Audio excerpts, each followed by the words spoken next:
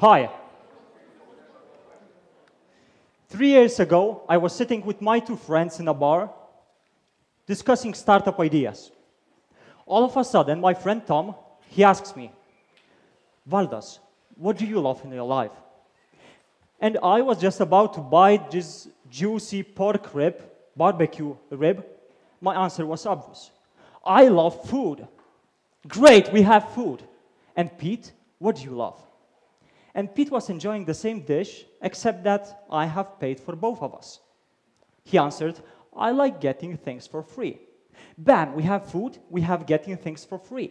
Let's just merge those ideas together and we have our startup idea. What? Do you want us to build a charity organization? No, I would like us to build a food sharing service.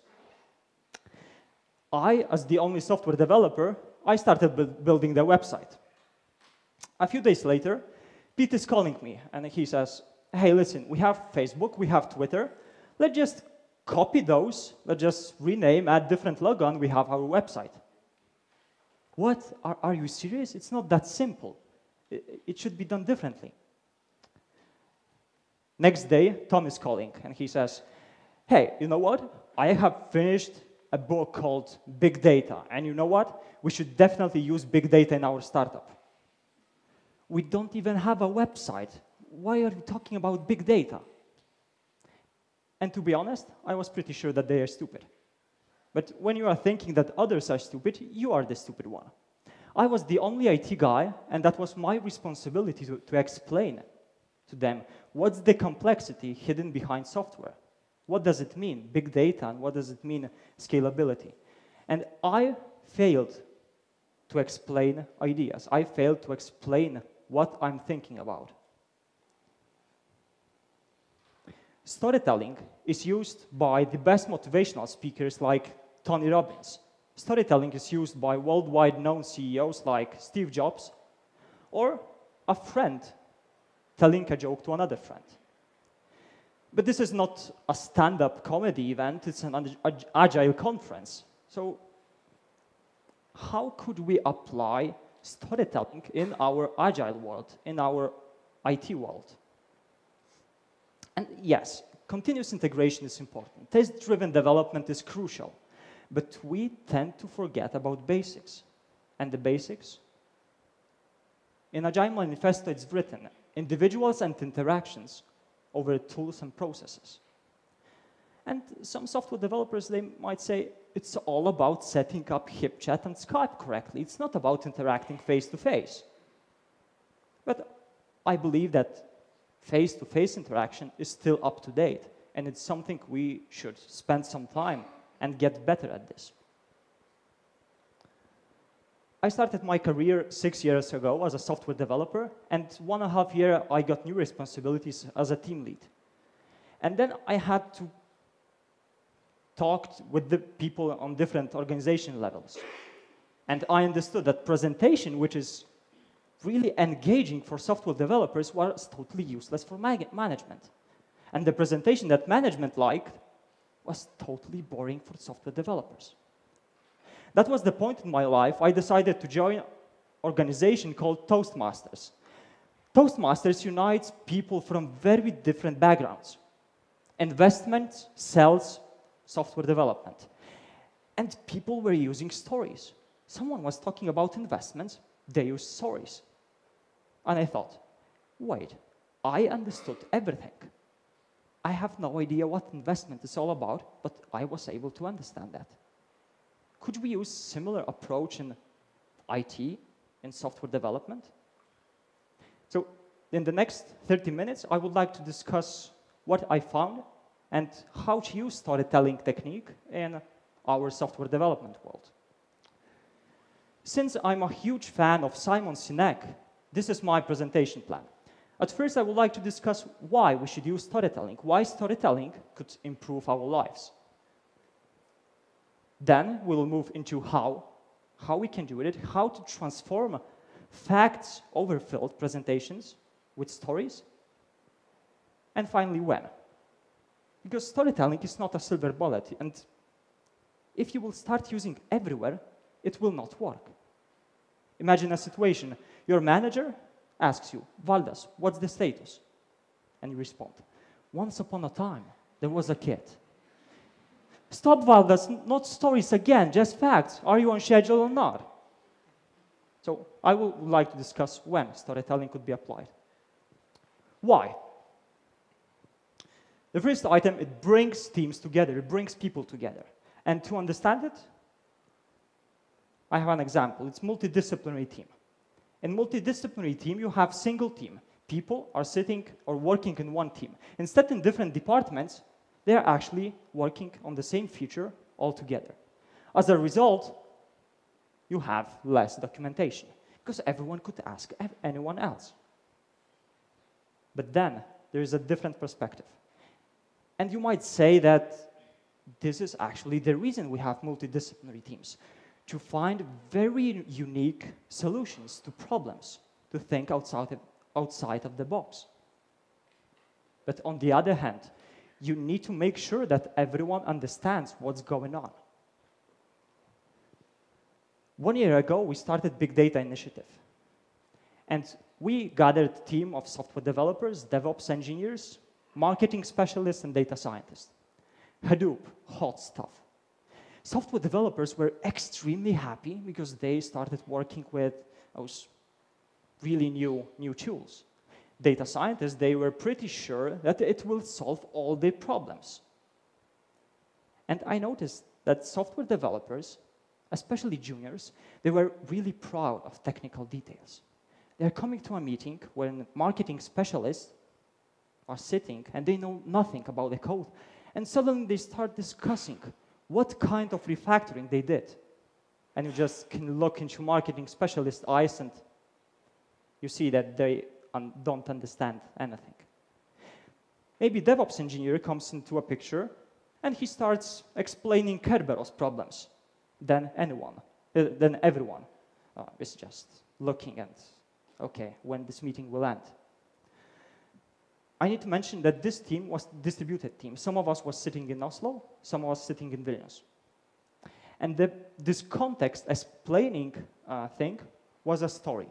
So we agreed that every meeting we start, we spend some time to explain the context, to give the reason why, what's going on, what this feature is all about. Instead of jumping straight to the code, we spent some while explaining that I, as a user, I would like to get this feature, and this feature will help my users in some way. The next reason why we should use storytelling is because it speeds up the learning. And this is number P. And there is even world championship. Who will remember more numbers, number P? And for a very long time, I was pretty sure that they're remembering number by number. It's 3, 1, 4, and so on, and it goes. But apparently, they are cheating a bit. They are using different techniques to remember that. One of those techniques is called memory palace technique. And it does to our brain similar thing as storytelling. It engages different parts of our brain. How does it work? You take a place you know very well. It might be your flat, your house, and you are having a walk. And you are pretty sure that you remember everything, what's located there. You know where the kitchen is, where the bedroom is. Let's take an example. Imagine you are having a walk in your apartment, and you would like to remember a few numbers. Let's say first number, number 2.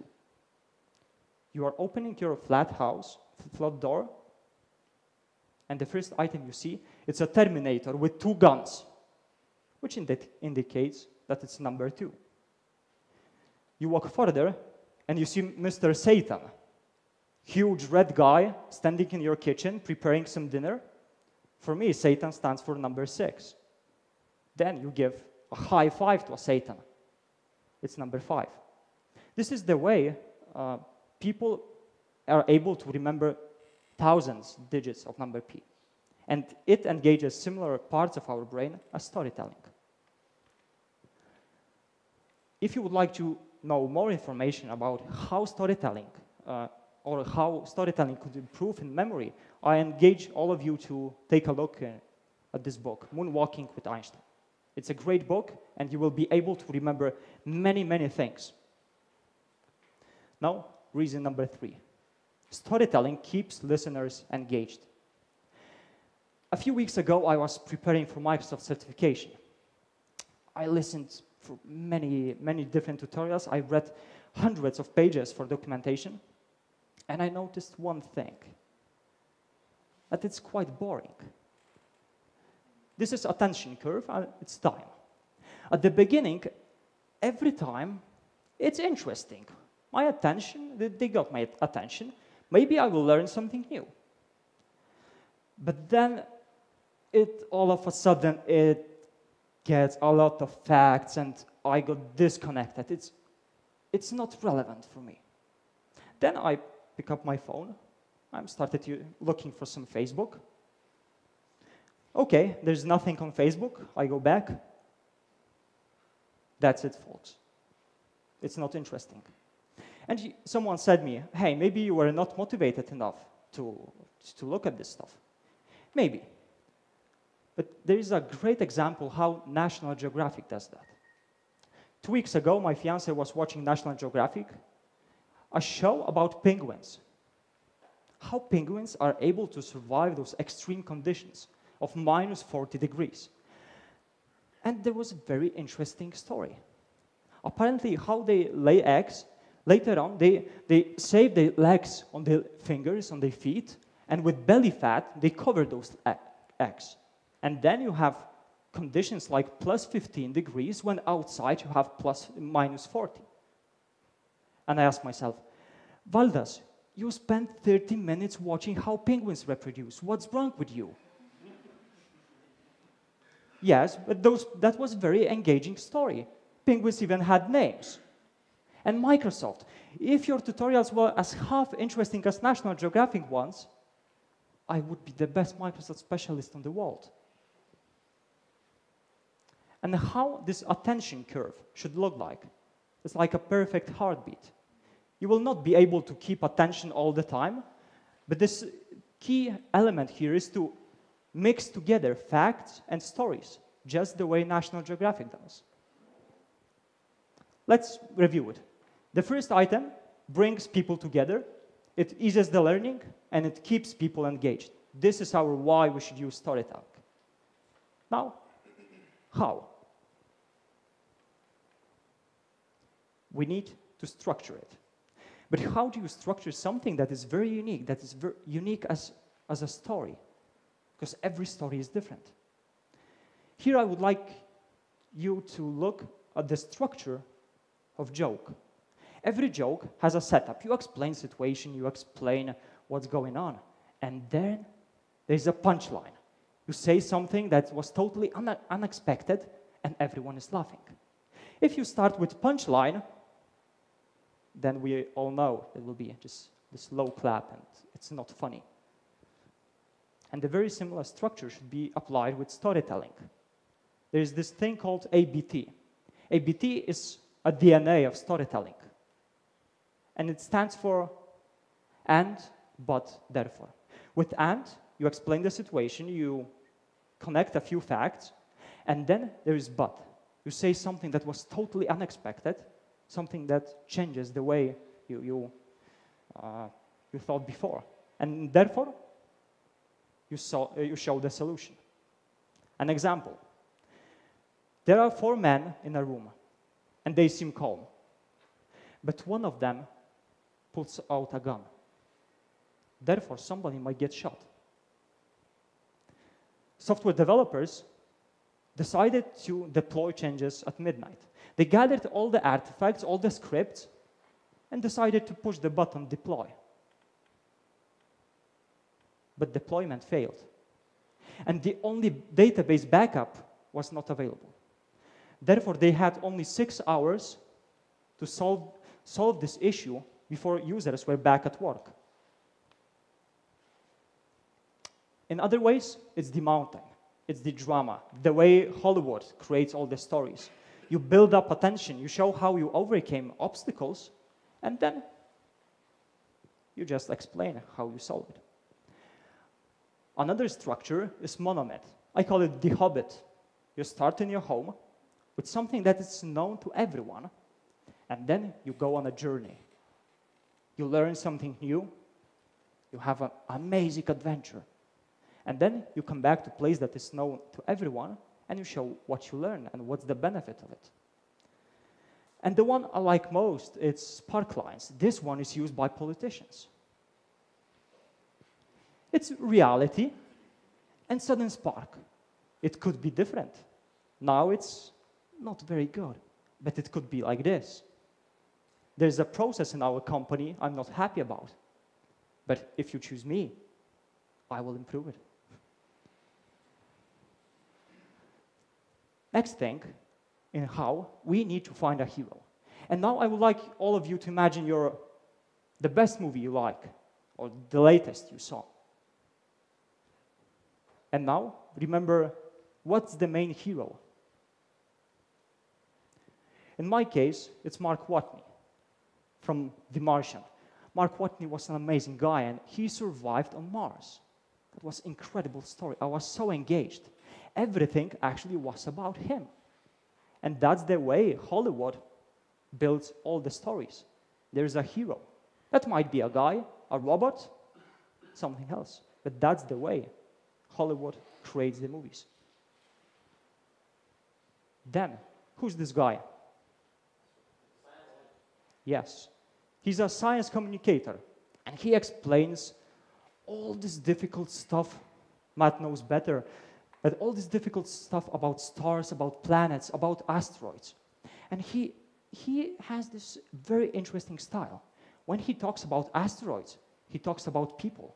What will happen if that asteroid hits Earth? If he talks about very far away planets, he talks about person who saw that planet in the first place. And every time he mentions people. And thanks to that, he's able to show that even something is happening far, far, far away, it is relevant to us. And now, last year, I was in SQL Saturday Oslo, and one guy was acting like he was SQL server himself. The user clicks execute query. I take bits of data, I put it here into index. What was so engaging? The story was about indexing at logs. Something that's the most boring topic ever. It was so extremely engaging. He was impersonating SQL server himself. Now, possible story heroes. Us, client, user, team, and technology. Ask, what if you are a SQL server? What if you are MongoDB? What would you do? Then we need to make them feel something. And what does it mean? There are no emotions in IT. It's just software. This logo, every time I have a dinner at a Chinese restaurant, I need to have a Coca-Cola or Pepsi. Actually, I don't recognize which one is what. For me, it tastes the same. But in this ad, they're saying that if you drink Coca-Cola, you will be happy. Actually, I would like to be that guy. This one is one out of many. Will I choose it? I don't know. It depends where it is. If it's convenient to grab, yes, I will choose it. But now, it's an emotion. I will be an amazing guy if I buy that. What they are selling, they are not selling products, they are selling emotions. How you will choose when you have it. How you will choose if you buy Lexus. I guess it's a bit different than Volkswagen. How you will choose if you buy Porsche. It's all about how you feel. Don't text and drive. It's just a label. It shows result. So how to add emotions to our IT story or to our Agile story? If we would like to show that something goes really, really well, let's take an example. CEO drops a visit, and he asks, Valdas, how things are going on? And you start, actually, things are going pretty great. Last week, we had a visit of extremely happy customer, and he bought a box of chocolate. We took a picture on Facebook, a selfie, and now that picture has 100 likes, the most out of all of our pictures. But this happy emotion, it doesn't work all the time.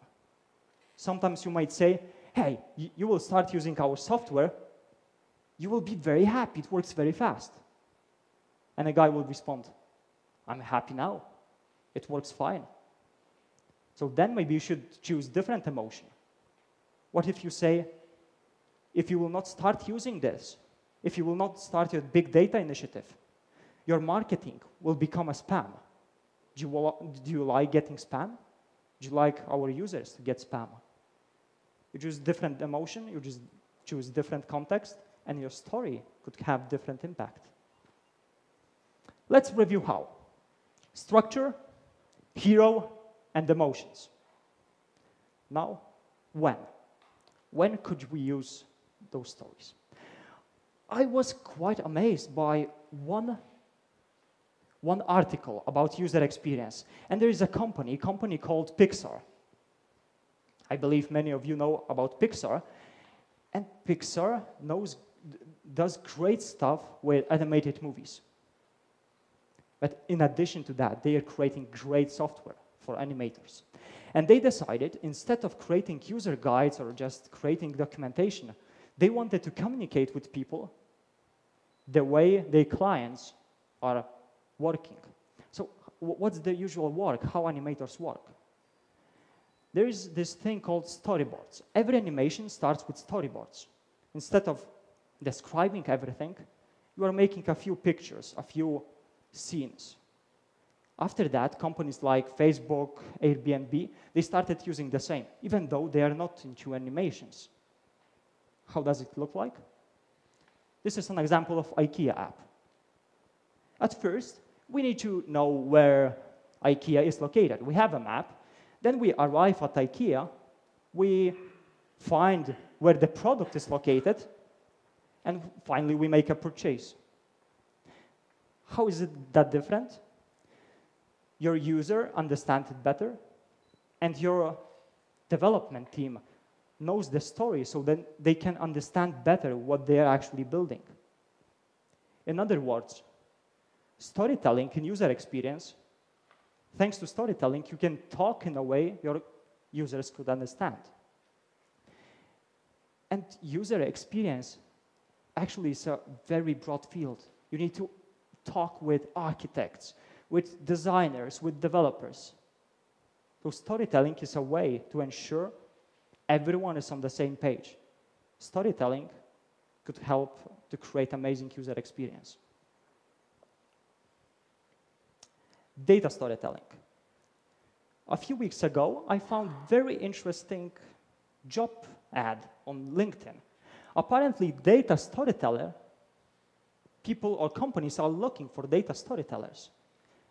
There was a hype for data scientists, and now they're looking for data storytellers. Actually, there's one job ad in Lithuania at the moment, and around 500 job ads in the whole Europe. What is it all about? It's a fancy report. Do you know which one is the most important? Do you know which one has the biggest impact on your company? Maybe it's this one. Oh, wait, no. Maybe that one. I don't know, but it looks good. Data storytelling is about telling a story, telling what's the impact behind the data. This is an amazing talk on TED.com about immigration, about the way how to explain why Europe and USA is not helping poor countries. What he did, instead of showing those graphs as you see here, explaining the reason, he used very simple approach.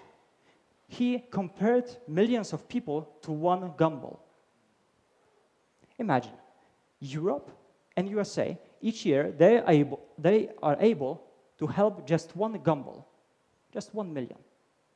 But in the same year, a new jar of gumballs appears in India. Next year, maybe this year 2 gumballs will help 2 millions. And here we have 4 jars. What he did, he explained that it's impossible to help countries, poor countries like India or poor countries in Africa. That was his approach and was very, very unique and making an impact. Where used that data should be visualized in a very nice way. But then we are just enlightening people, just showing that, okay, that's nice, maybe we should take a look. But once we add narrative, once we explain the data, then there is a change. And this is the reason why TED conference talks, at least 65% of each talk is actually a story. People talk about crisis in Philippines or crisis in somewhere else. They are using stories. They are showing what's the impact on us. And the third reason is marketing. Actually, here I wanted to use another term, technical evangelism, or maybe sales. A few weeks ago, I was planning to buy headphones. I entered this market, a shop, and I'm just standing and looking at one device. And the consultant comes by, and he says, hey, this one is pretty good one. It's 260 grams, cable is 136, this low frequency is 20 hertz. Okay, what's the benefit for me in that information? And what about this one, Sennheiser? Okay, this one, the cable is 150, and the hertz is, this frequency is 25 hertz. Okay, still, I don't get it. I would like to ask you one thing. Could you take your phones and look at your phones?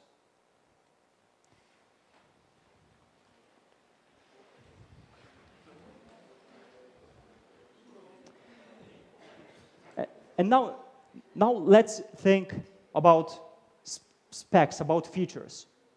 What's the screen size? What's the battery? Camera? Does it have dual SIM? And then, how is it better than your previous phone? In my case, it has an amazing front camera. I can make amazing selfies. It's faster than my previous one. But why do I have it? Is it because of front camera? No, I have it because of one reason. It has dual SIM. And for me, it was very important to have dual SIM. What I like to emphasize here, we focus a lot on features. All the time we are presenting something, we are explaining features. Look, this demo, we have a lot of functionality. And then it's even advantage, it's even better than the previous one. It's amazing. But what's the benefit? What's the reason I should use that? Very often you can name many features, a few advantages, 1 or 2 benefits. And we focus a lot on features while we should focus on benefits. But how do we do that? How do we do that transition? The best teacher is Steve Jobs. Steve Jobs, in his presentations, he's focusing on 1, maximum 3 features.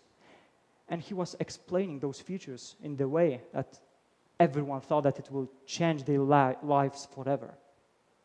Everyone believed that it will change the life. So if you would like to know how to transform your features presentations into benefits presentations, take a look how Steve Jobs did that. Then review why. When? User experience, data storytelling, marketing, and many, many more. I believe you know better when to use it, and you can find different situations where you can apply it. And now, before I make final summary, I would like to ask you, do you have any questions?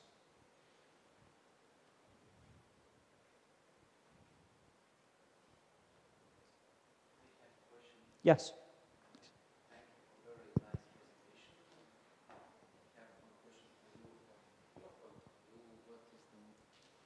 What is the most important message for CEO you think is For CEO? Yeah. This one example, as I showed with happy customer. Imagine CEO comes to your desk and you are leading development team. And if you start telling, hey, listen, we are migrating from SQL Server 2012 in 2016, and we are struggling with some Kerberos and security, CEO will just say probably, fine, and will give you this nice friendly pat on the back, and he will just walk. But if, I believe in my case, what's the message you could say to your CEO? How your small team is impacting the whole organization. Even though you are working with small software, how your software helps to achieve company goals. And sometimes it does. Actually, if it doesn't, then you should ask yourselves, what are you doing in that company? Have I answered your question? More questions?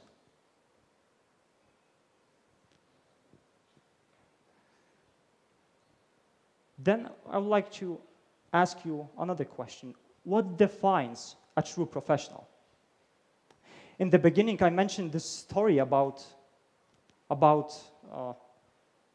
my colleagues working on a startup.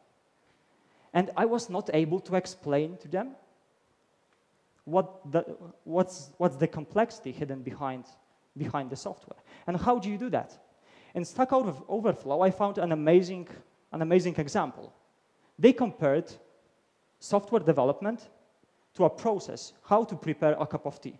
If you would like to get a cup of tea, you take a teapot, you pour some water, you push button, and in the meantime, you are taking tea bag, you putting in your cup, and you are waiting.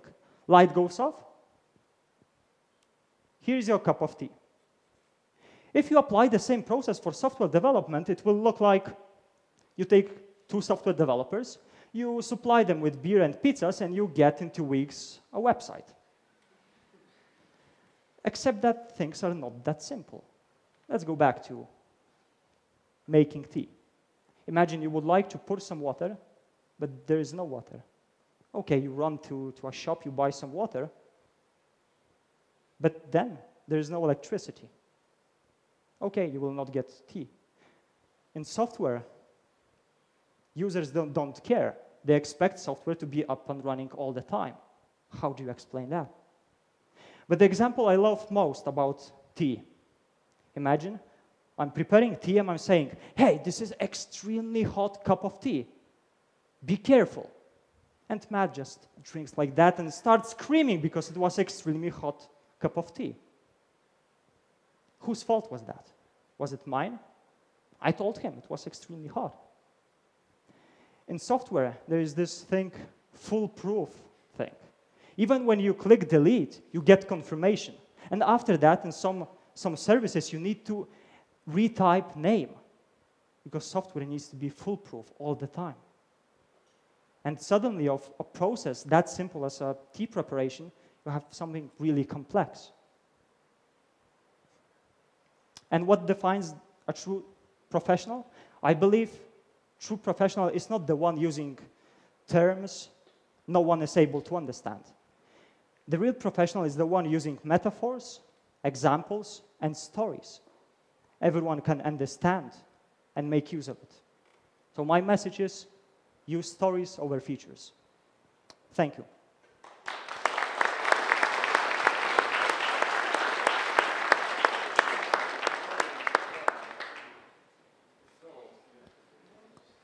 Thank you, Valdas, for coming to this conference. Here is a small gift from Agile Lietuva, and maybe we'll see next year. And one more time, applause.